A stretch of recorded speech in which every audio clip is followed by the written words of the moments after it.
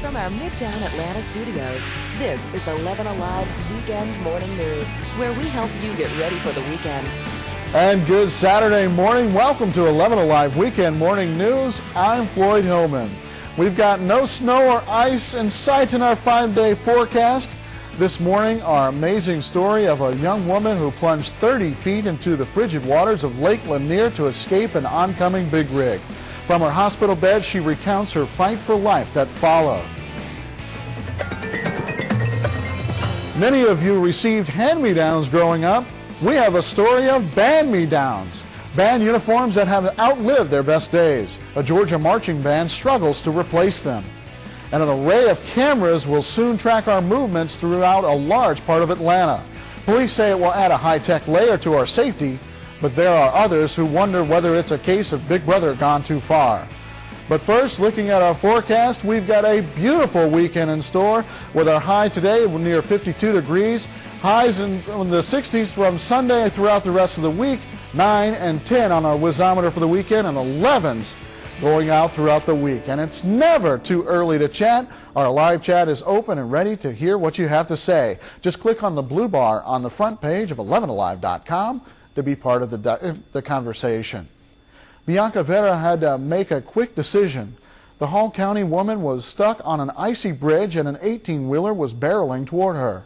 Bianca told 11 Alive's Keith Whitney about her leap into the freezing waters of Lake Lanier and the fight for life that followed. As concern grows over a salmonella outbreak linked to eggs produced on 2 Iowa farms, the FDA is apparently about to ramp up inspections. Several Georgia facilities will likely be among 600 large egg farms to be inspected starting next month.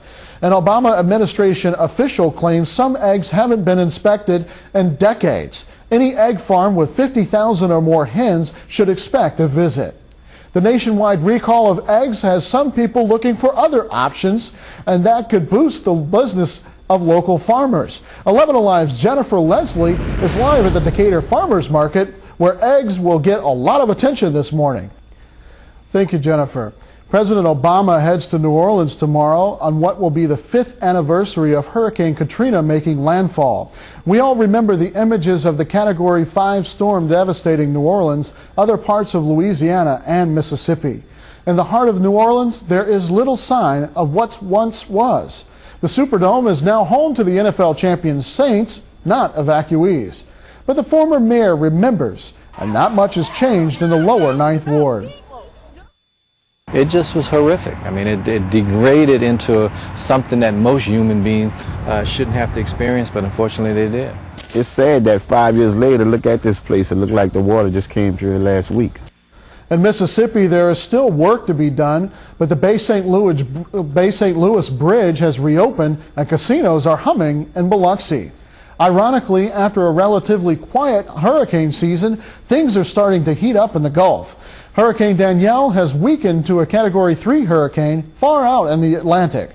But the storm may be strong enough to bring riptides to the East Coast starting today.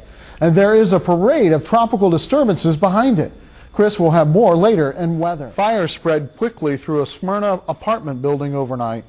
When firefighters were notified, it was reportedly only on the balcony. As you can see, by the time they arrived 5 minutes later, flames were shooting out of the roof of Building 17 at the Aventine at Vinings. It appears everyone made it out okay. Nobody. Search crews still haven't found a man presumed drowned at a City of Atlanta water treatment plant. The victim was reportedly taking water samples at the R.M. Clayton facility in northwest Atlanta when he fell into the water Friday morning. No one has seen the man since, but since no one has seen him, crews are calling it a recovery operation. You've seen the incredible video from Egypt, but what was it like to be there? We spoke to a young woman who grew up in Marietta and was in the heart of the announcement yesterday. The protests were extremely exciting to be a part of.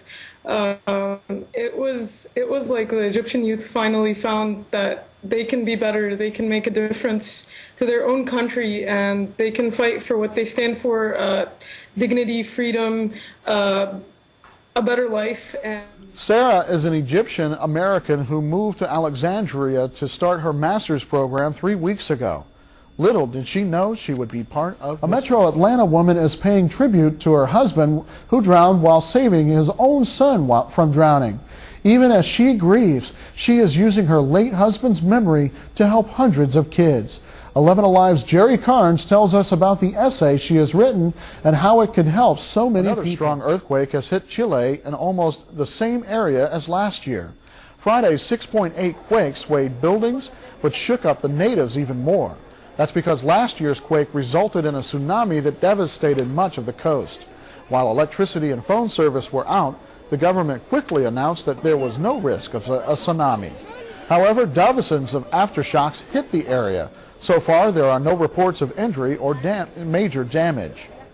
Next, we have a story about young people, hard work, pride, and big dreams.